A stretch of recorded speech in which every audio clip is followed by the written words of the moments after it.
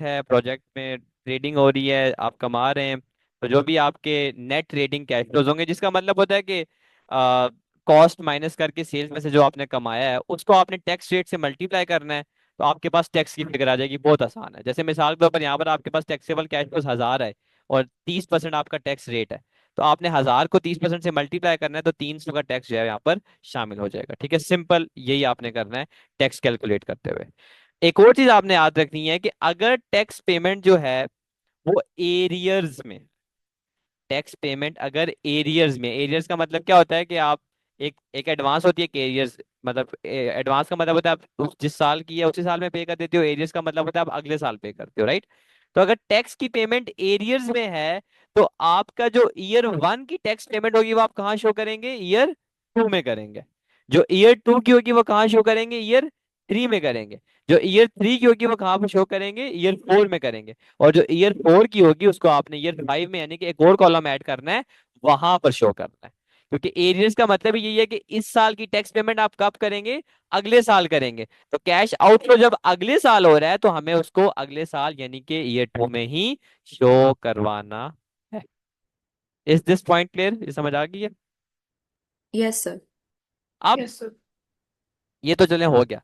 Post tax cost of capital is use in taxation question. अब जब आप ऐसे सभी हम पढ़ेंगे, पास पेपर की तरफ पढ़ेंगे, आप वहां पर देखेंगे कि आपको कॉस्ट ऑफ कैपिटल दिया हुआ है, प्री टैक्स भी दिया हुआ है, पोस्ट टैक्स भी दिया हुआ है। तो अगर एक सवाल में टैक्स की एडजस्टमेंट आ जाती है ना, वो टैक्स के हवाले से कुछ पूछ लेता है, तो कंफ्यूज होने की जरूरत ही नहीं है। जो post tax cost of capital यानी कि जो परसेंटेज दी होगी आपने उसको इस्तेमाल करना है डिस्काउंट करते हुए। ठीक है, ये तो है बहुत सिंपल सी चीज थी। अब आती है मेन चीज, टैक्स अलाउेबल डेप्रिसिएशन, जिसको समझना जरूरी है।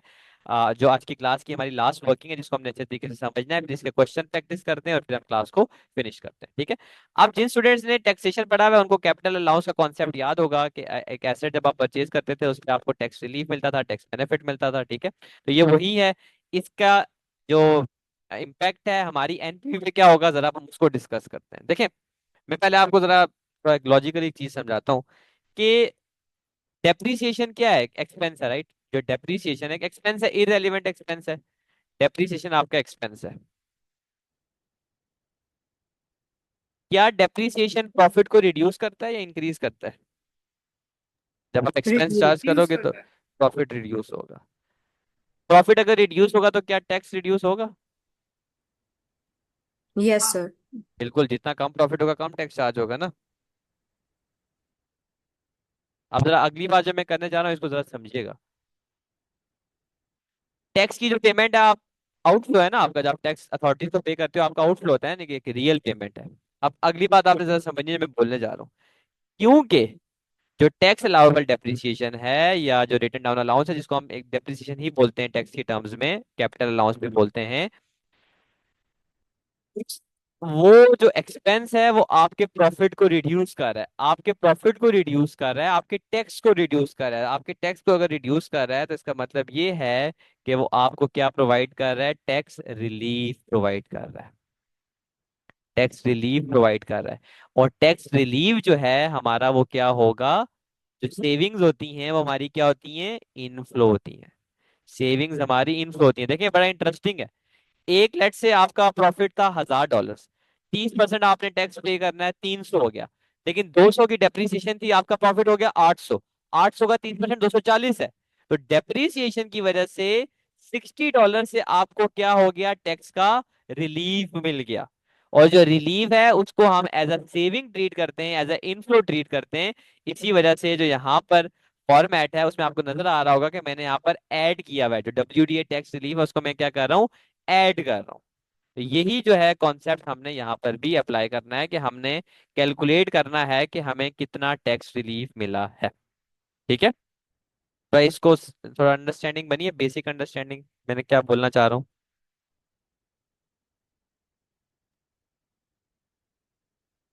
समझ आइए आपको? जी सर। जी सर। अब ये आपको आइडिया है, टैक्स में फिजिक्स में आपने पढ़ा था कि दो तरीके होते हैं कैपिटल अलाउंस को निकालने के, एक स्ट्रेट लाइन मेथड होता है, एक रिड्यूसिंग बैलेंस मेथड होता है। ये डेप्रिसिएशन की तरह ही है। ठीक है, तो अब जरा इसको हम समझते हैं, ये बड़ा जरूरी है, ये जो है ना कॉन्सेप्ट। देखिए, जो total tax tax allowable depreciation है, ठीक है, वो किसके बराबर है? कॉस्ट लेस स्क्रैप वैल्यू के बराबर है। मैं आपको जरा समझाने की कोशिश करता हूँ। एक एसेट है, लेट्स से उसकी कॉस्ट है 1000, और उसकी जो लाइफ है लेट्स से वो है 5 इयर्स, और जो उसकी स्क्रैप वैल्यू है लेट्स से वो है $250। अब डेप्रिसिएशन जब मैं हर साल की निकालूंगा, 1000 - 250, 750 डिवाइड बाय 5, 150, राइट? हर साल की डेप्रिसिएशन कितनी है? 150। इसका मतलब क्या हुआ माहिन, कि हर साल मुझे जो 150 है उस पे क्या होगी? डेप्रिसिएशन पे बचत होगी ना। जितनी डेप्रिसिएशन होगी उस पे मुझे टैक्स सेविंग होगी, क्योंकि डेप्रिसिएशन एक एक्सपेंस की वजह से प्रॉफिट कम होता है, प्रॉफिट की वजह से टैक्स कम होता है, ठीक है। तो अब इसमें आपने एक टेबल बनाना है। टेबल ऐसा होगा: ईयर, रिटर्न डाउन अलाउंस, और आपका टैक्स सेविंग्स। अब देखिएगा, ईयर, एसेट की लाइफ 5 साल थी, 2, 3, 4, 5। डेप्रिसिएशन पहले साल की 150 होगी। मैं टैक्स वाली टर्मिनोलॉजी में से रिटर्न डाउन अलाउंस या टैक्स अलाउबल डेप्रिसिएशन भी कहते हैं, कैपिटल अलाउंस भी कहते हैं। ईयर 2 की भी 150 होगी, ईयर 3 की भी 150 होगी, ईयर 4 की भी 150 होगी। ये टोटल कितना बन गया आपका? 600। ईयर 5 पे जो है अगेन आपकी 150 हो जाएगी, 750 बन गई, और बाकी 250 का एसिड आप स्क्रैप कर दोगे, राइट? 250 का एसिड आप क्या कर दोगे? स्क्रैप कर दोगे, वो स्क्रैप आउट हो जाएगा। तो हर साल का जो आपका डेप्रीसिएशन बनता है वो कितना बनता है? 150 बनता है। इसको आपने मल्टीप्लाई कर देना है जो भी टैक्स रेट है। लेट्स से आपका टैक्स रेट 30% है, तो क्योंकि आप हर साल 150 की डेप्रीसिएशन चार्ज कर रहे हैं, तो इतने पे आप अपना टैक्स बचा रहे हैं। 150 का 30% 45 बनता है, तो हर साल जो आपकी टैक्स सेविंग हो रही है वो कितनी हो रही है? 45, 45, 45। इसको आपने सीधा सीधा यहाँ पर क्या कर देना है? टैक्स रिलीफ में ऐड कर देना है। टैक्स रिलीफ में आपने इसको ऐड कर देना है। ये मेरी बात समझ आई आपको? जी सर। लास्ट ईयर जो आपका होगा उसमें या तो आपको बैलेंसिंग अलाउंस आता है या बैलेंसिंग चार्ज आता है। अलाउंस का मतलब ये है कि बेनिफिट है, रिलीफ है। चार्ज का मतलब ये है कि टैक्स पे करना है। अब वो कब आता है वो जरा मैं आपको समझाने की कोशिश करता हूँ। देखिए यहाँ पर मैंने फॉर्मूला क्या लिखा हुआ है बैलेंसिंग अलाउंस और चार्ज का। नंबर 1 चीज जो मैंने लिखी हुई है, investment net of already claimed WDA. कि लास्ट ईयर में आपने देखना है कि ऑलरेडी क्लेम्ड डब्ल्यूडीए कितना है आपका। देखें, ये जो मैंने एग्जांपल दी है इसमें एसेट की लाइफ 5 साल थी। लास्ट ईयर में आपने देखना है कि ऑलरेडी कितने पे आप क्लेम कर चुके हैं। देखिए पहले 4 साल जो थे उस पे आप ऑलरेडी जो है उसको जो आपका डब्ल्यू डी है ऑलरेडी जो क्लेम्ड है वो कितना है, इसमें आप देख लें रिटर्न डाउन अलाउंस 150, 150, 150, 150, 150, तो ये 750 हो जाएगा, राइट? इसमें आप क्या करेंगे? 1000 माइनस 250।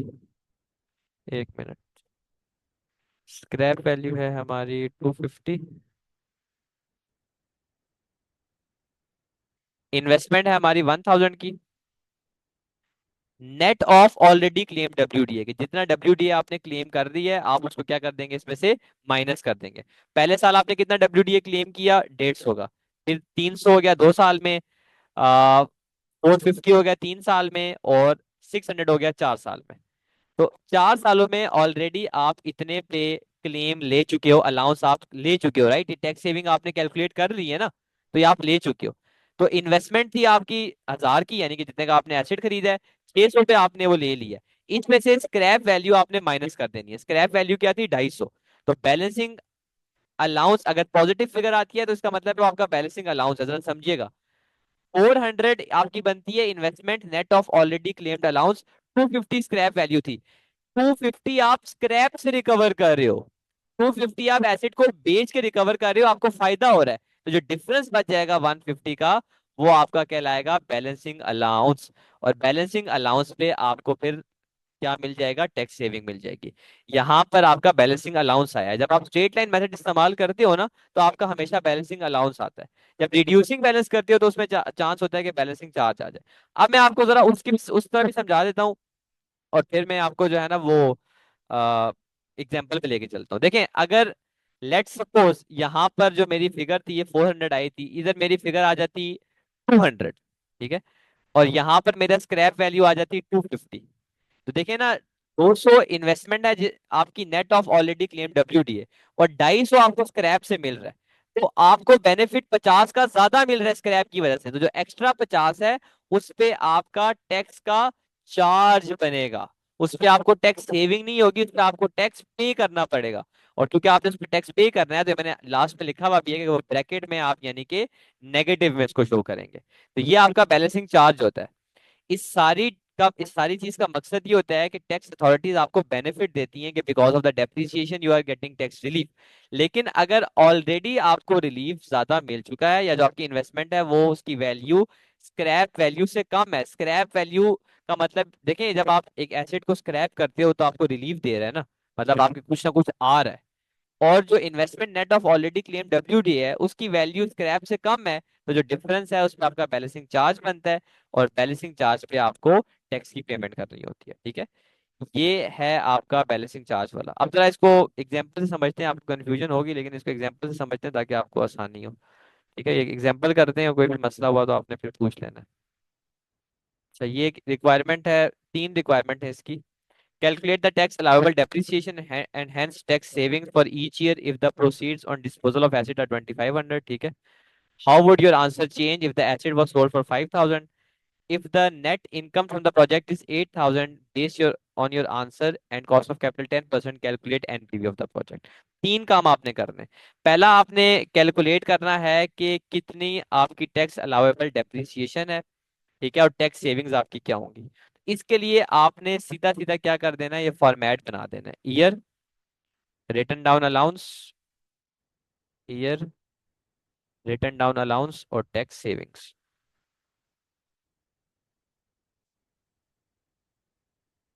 इस एग्जांपल को आपने गौर से समझना है, ठीक है, मैं आपसे एंड पे पूछूंगा कोई मसला हुआ तो फिर आपने पूछना है, लेकिन इसको गौर से समझिएगा। एक एसेट है वो आपने 10,000 का लिया है, और प्रोजेक्ट पे वो 4 साल इस्तेमाल होगा। टैक्स जो आप पे करते हो वो करते हो 30% पे। 1 ईयर इन एरियर्स, एरियर्स जो है वो 1 ईयर, अभी मैं एरियर्स का कॉन्सेप्ट भी मैं आपको इसी के थ्रू समझाऊंगा। और टैक्स अलाउेबल डेप्रिसिएशन जो है वो 25% रिड्यूसिंग बैलेंस मेथड है। सो फार मैं स्ट्रेट लाइन मेथड करा रहा था, लेकिन अब आपकी क्या आ गई है, रिड्यूसिंग बैलेंस मेथड आ गया, ठीक है। अब रिड्यूसिंग बैलेंस मेथड के थ्रू हर साल की हम क्या कैलकुलेट करेंगे, डेप्रिसिएशन कैलकुलेट करेंगे, ठीक है। प्रोजेक्ट की लाइफ 4 साल है, तो मैं आप लिख लेता हूँ 1 2 3 4। पहले साल की डेप्रिसिएशन क्या होगी, कोई बता सकते हैं? रेट जो है वो पहले साल की जीरो। रेट 25% है, और एसिड की जो कॉस्ट है वो 10,000 है, तो डेप्रिसिएशन क्या होगी? पहले साल की zero 2500। Twenty twenty five five hundred होगी हंड्रेड ना, डेप्रिसिएशन आप निकाल रहे हैं, जीरो आप क्यों बोल रही है? सिंपल रिड्यूसिंग बैलेंस मेथड है ये, शुरू से आप पढ़ते आ रहे हैं। तो ये आपकी हो जाएगी 2500। इस पे टैक्स सेविंग्स कैसे आप निकालेंगे, 2500 को किससे मल्टीप्लाई कर देना है, टैक्स रेट के साथ थर्टी मल्टीप्लाई कर देना। परसेंट बिल्कुल। देखिए लॉजिक समझे। 2500 का डेप्रीसिएशन एक्सपेंस फातिमा चार्ज हुआ है। डेप्रीसिएशन एक्सपेंस चार्ज होता है, प्रॉफिट कम होता है, टैक्स कम होता है, यानी कि जितने का ये डेप्रीसिएशन एक्सपेंस चार्ज होगा उतने से हमें क्या मिल रहा है, रिलीफ मिल रहा है। तो ये आपके पास आ जाएगा 750। ठीक है, यहाँ तक समझ आ गई है। जी सर। अगले साल की कैसे जी निकालेंगे, सर। किस पे निकालना है, किसको 25% से मल्टीप्लाई करना है? Reducing ten balance thousand method है। माइनस यस, 2500 फिर एग्जैक्टली, मजीद 25। बिल्कुल 10,000 माइनस 2500, फिर इसमें से जो है वो 1875। इसको करके 25% से मल्टीप्लाई कर देना, तो कितना आ जाएगा? 1875। 1875। ये बेसिक जो रिड्यूसिंग बैलेंस मेथड है डेप्रिसिएशन का, वही मैं कैलकुलेट कर रहा हूँ, कुछ और इसमें है नहीं, ठीक है। अगला निकालें, इसका टैक्स सेविंग निकालें, कितनी बनेगी, one eight five seven sixty three 563। इसी तरह अगले की निकालें। 1250 उसका वो आ गया डेप्रिसिएशन। 10,000 में से 2500 को माइनस करना है, फिर 1875 को माइनस करना है, फिर उसको 25% से मल्टीप्लाई करना 75 7500 माइनस 1875 है। बिल्कुल, मल्टीप्लाई बाय 25%। तो बिल्कुल आया 1406। सही है। और इसको मल्टीप्लाई करें टैक्स सेविंग्स के साथ। 422। 422, ठीक है।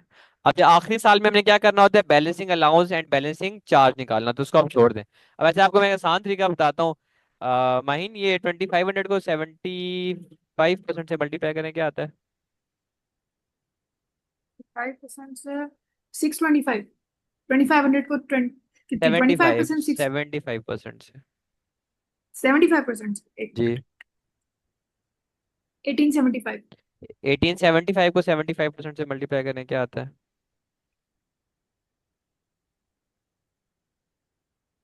1406। समझ आ रही है शॉर्टकट? ये सही जो है। आपका पहले साल वाला है ना, क्योंकि 25% आप ऑलरेडी चार्ज कर चुके हैं, तो रिमेनिंग 75 से आपने मल्टीप्लाई कर दिया, फिर उससे अगले को उससे 75 से मल्टीप्लाई कर दिया। देखिए शॉर्टकट भी है। 750 को आप मल्टीप्लाई करें जरा इससे। 30 सर। नहीं नहीं, 75 से, 20, 30 30 से नहीं, 75। 70। अच्छा, हाँ। सही सही। 562। ये वही 2.5 होगा, तो इसको मल्टीप्लाई करें दोबारा 75 से, 422 के अराउंड ही आएगा। 422 जी। सही है। बराबर वो। ये एक शॉर्टकट है। अभी देखें, लास्ट ईयर में आपने क्या करना होता है। लास्ट ईयर में आपने बैलेंसिंग अलाउंस या चार्ज को कैलकुलेट करना होता है। उसका फॉर्मूला क्या है, investment net of already claim WDA. कि जितना आपने डब्ल्यूडीए क्लेम कर दिया है, आप उसको माइनस कर दें। देखिए, इन्वेस्टमेंट आपकी कितने की थी, 10,000 की। और कितना डब्ल्यूडीए यानी कि कितना अलाउंस ऑलरेडी आप कर चुके हैं क्लेम, 2500 पहले साल का था, 1875 दूसरे ईयर का था, और 406 तीसरे साल का था। तो कितना बनता है ये? फाइव So ये सेवन एट total वन बन रहा है 4219 after minusing 10,000. ठीक है, 4219 आ गया। इसमें से आपने क्या माइनस कर देना है, स्क्रैप वैल्यू। स्क्रैप वैल्यू क्या है एसिड की, 2500। तो स्क्रैप वैल्यू माइनस करें 2500।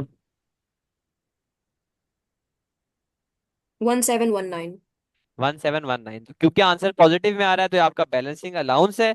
और इस बैलेंसिंग अलाउंस पे भी आपको टैक्स रिलीफ मिलेगा। तो लास्ट ईयर में आपने ये शो करना होता है, इसको 30% से मल्टीप्लाई करें।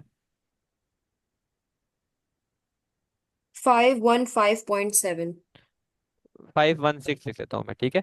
देखिए जरा इसको, मेरी बात को जरा समझने की कोशिश करें। एसिड कितने का आपने लिया था, 10,000 का। उस पे आपने पहले 3 सालों में 12500 प्लस 1875 प्लस 4060 डेप्रिसिएशन चार्ज की, यानी कि उतने पे आपको रिलीफ मिल गया।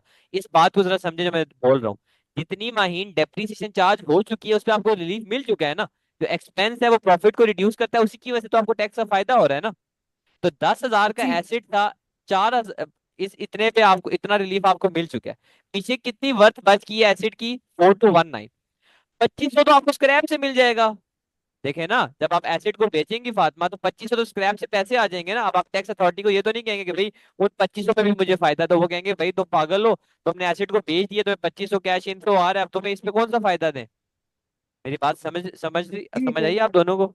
जी जी. जी सर। तो इसीलिए हम ये डिफरेंस निकालते हैं कि स्क्रैप वैल्यू के 2500 रुपया है, और 4219 आपका जो नेट ऑफ है डब्ल्यूडीए इन्वेस्टमेंट। तो जो डिफरेंस है उसमें वो टैक्स अथॉरिटीज आपको टैक्स बेनिफिट दे देती है, ठीक है। तो ये आपका टैक्स सेविंग्स होंगी। अभी हम एनपीवी निकालते हैं। आपने याद रखना है कि आपका टैक्स एरियर्स में जा रहा है। तो अगर टैक्स एरियर्स में जा रहा हो, तो जिस साल का टैक्स होता है एनपीवी कैलकुलेशन में हमने उससे अगले साल में शो करना है। वो पार्ट सी है, मैं भी बताता हूँ वो। और उसको अभी छोड़ते हैं, अभी सेकंड पार्ट पे चलते हैं। How would your answer change if the asset was sold for 5,000? वो कह रहा है अगर स्क्रैप वैल्यू 5,000 होती, 2500 की जगह यहाँ पर 5,000 होती। देखिए 4219 वही फिगर है। अगर ये 5,000 होती, तो देखें ना, 4219 आपका बच गया, और एसिड आप 5,000 का बेच रहे हैं, यानी कि आप एसिड को ज्यादा का बेच रहे हैं। तो टैक्स अथॉरिटी वाले कहेंगे कि भाई तुम तो एसिड को ज्यादा का बेच रहे हो, तुम्हें तो फायदा हो रहा है, तो जरा इस डिफरेंस पे तो मुझे टैक्स दो ना। जब मैंने तुम्हें फायदा पहुंचा रहा था तुम्हें मैं, अब जब तुम्हें फायदा हो रहा है, तो तुम मुझे भी टैक्स दो। इसीलिए इसको हम बोलते हैं बैलेंसिंग चार्ज।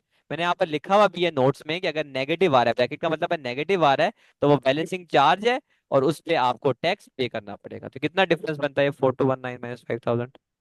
781, -7, 781। 781, इसको मल्टीप्लाई करें टैक्स रेट से, 30% से। 234। तो ये आपका टैक्स पेबल है, इसको आप मेन फॉर्मेट में आखिरी साल में कैश आउटफ्लो शो कराएंगे। इस फॉर्मेट को आप जरा गौर से देखें, मैंने आप पर, एक मिनट, ये जो फॉर्मेट है इसमें आपको नजर आ रहा है आखिरी साल में मैंने ब्रैकेट भी शो किया हुआ है। क्यों शो किया हुआ है? इसी वजह से शो किया हुआ है कि अगर बैलेंसिंग चार्ज आता है तो उसका मतलब ये है कि आपको टैक्स देना है। क्यों देना है उसकी मैंने लॉजिक भी समझा दिया। समझ आ रही है? कोई चीजें क्लियर हो रही हैं? सर जब बैलेंसिंग अलाउंस आ रहा है, जो जी ऊपर जी वाला एग्जाम्पल है, तो जी। फोर्थ ईयर में हम फिर हमें फायदा मिल रहा है तो हम 17-19 एज अ कैश इनफ्लो ले रहे हैं, हाँ, और उसमें फिर देखे ना, उसका ये थर्टी है ना, परसेंट आपका जो एसेट है वो 10,000 का है। ये जो पहले 3 साल का आपने अलाउंस क्लेम कर दिया उसका फायदा आप ले चुकी है ना, डेप्रिसिएशन, ये सेविंग्स भी आप निकाल चुकी हैं ऑलरेडी, राइट? ये हमने हर साल की जी निकाली सर। है। उसको जब आपने माइनस कर दिया, जो भी फिगर आई है, मैंने यहाँ पर लिखा हुआ भी है कि investment net of already claim WT है। अब जो जो भी फिगर आई जो कि 4,219 थी, आप इस साल आप एसिड को कितने का बेच देंगे? 2500 का। देखिए, पहला क्वेश्चन तो ये होगा स्टूडेंट का कि सर ये आप 2500 माइनस ही क्यों कर रहे हैं? 4219 को मल्टीप्लाई कर दें टैक्स सेविंग के साथ, जिस तरह पहले 3 साल में कर रहे थे, राइट? क्या जरूरत है झंझट करने की? बात खत्म। लेकिन टैक्स अथॉरिटी वाली कहते हैं भाई कि तुम एसेट को 2500 का बेच दोगे तो भाई फायदा फिर तुम्हें टोटल 7500 पे लेना चाहिए ना। मेरी बात समझ रही है?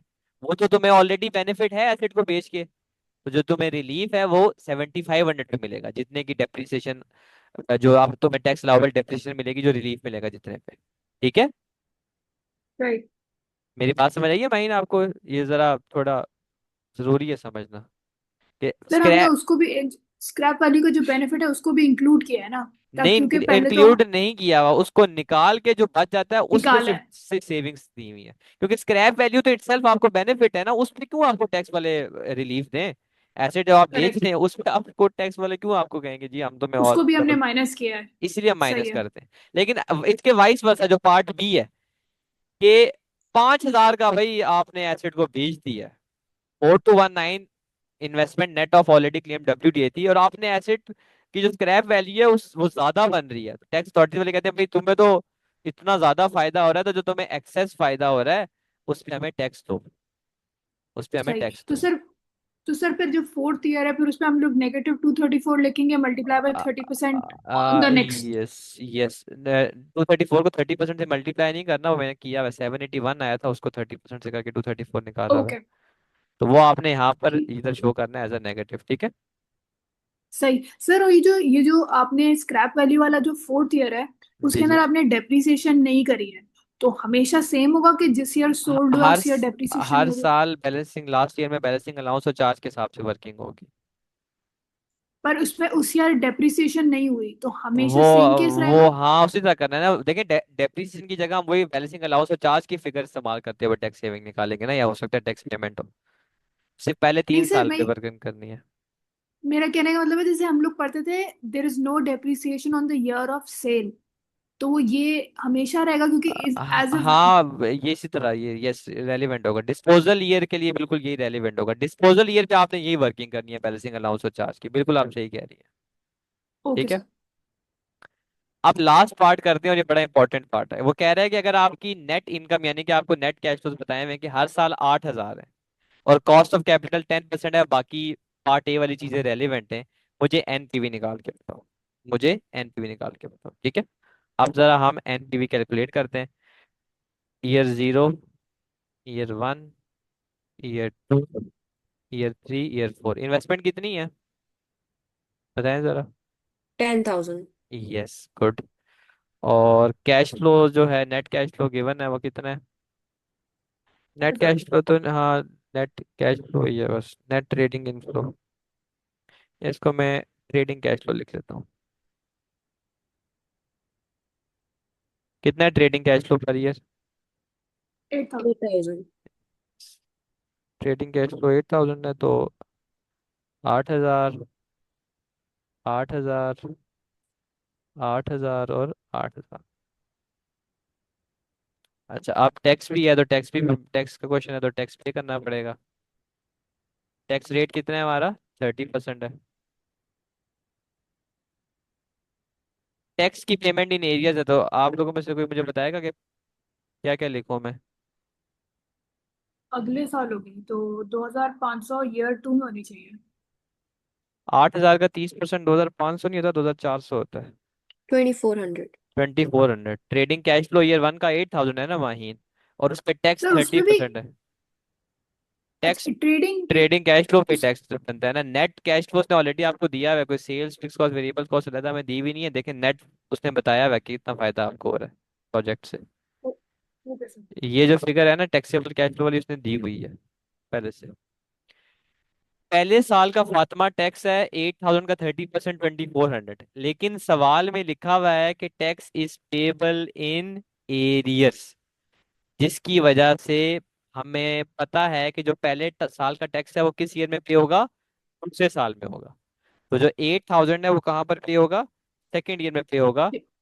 2,400 यहाँ पर, इस 8,000 का 30%, सॉरी 2,400। मेरी बात समझ आई है आप लोगों को।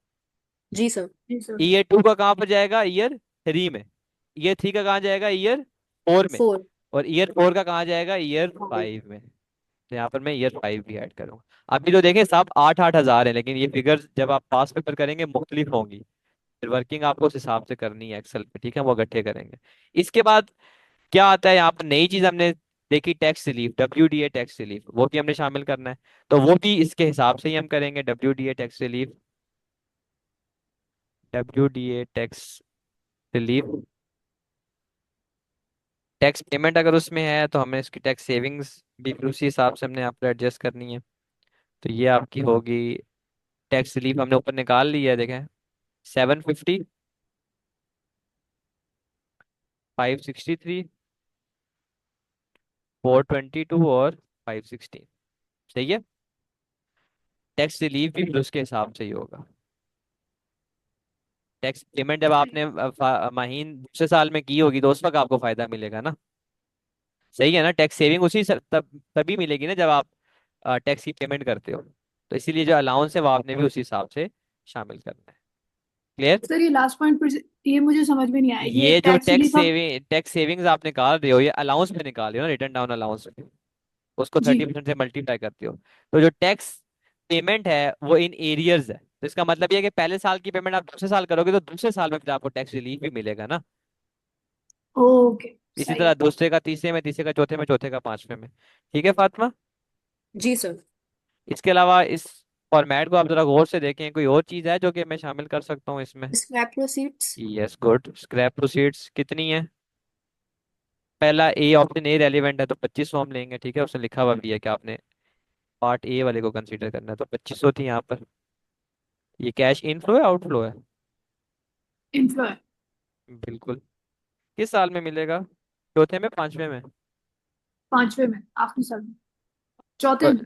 प्रोजेक्ट की लाइफ ही 4 साल है, तो चौथे में मिलेगा वो तो। चौथे में। पेमेंट अगले साल में हो रही है, इस वजह से ये मैं इसलिए आपसे पूछ रहा हूँ कि ये छोटी छोटी चीजें जो कि माइंड में होनी चाहिए। 2,500। अब आप निकाल लें नेट कैश फ्लो, फिर डिस्काउंट फैक्टर इस्तेमाल करते हुए हम इसको NPV निकाल लेंगे। इन्वेस्टमेंट वही आ गई 10,000, पहले साल का जो है वो 8,000 आ गया। निकालें दूसरे साल का क्या होगा, तीसरे का क्या होगा, थ्री चौथे का। फाइव जीरो कितने, 6350। तीसरे का,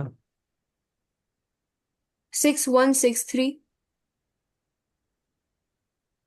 चौथे का, 8522। और लास्ट ईयर।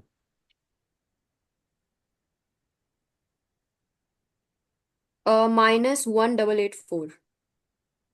सही है। डिस्काउंट फैक्टर हमें इस्तेमाल करना है 10% वाला, उसने खुद हमें बताया हुआ है, ठीक है, कॉस्ट ऑफ कैपिटल, तो कोई वो कन्फ्यूजन की जरूरत ही नहीं है। पहले साल का हमेशा वन ही होता है।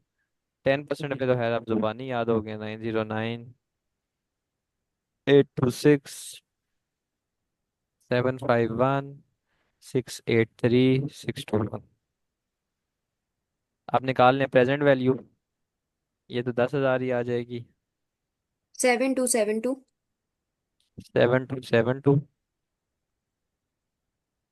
5245। 5,245,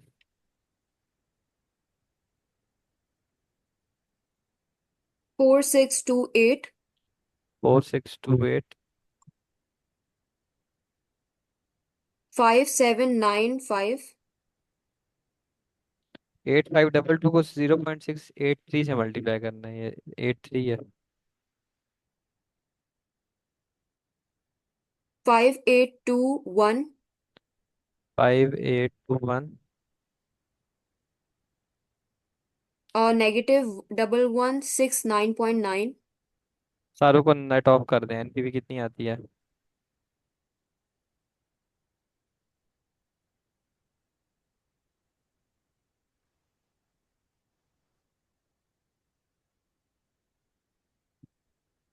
11796। 11796, ठीक है। तो आप इस प्रोजेक्ट को गो थ्रू करेंगे, इस प्रोजेक्ट को आप एक्सेप्ट करेंगे।